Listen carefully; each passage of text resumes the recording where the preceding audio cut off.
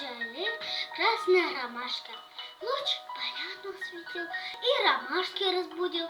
Улыбнулись, потянулись, меж соплой переглянулись. Ветерок их приласкал, лепестки заколыхал. Их заря умыла чистой, свежую росой душистой. Так качаются они, наслаждаются они. Вдруг ромашки встрепенулись, все подружки повернулись. Эта девочка была не как свет цветы бела. Все ромашки, как ромашки, носят белые рубашки.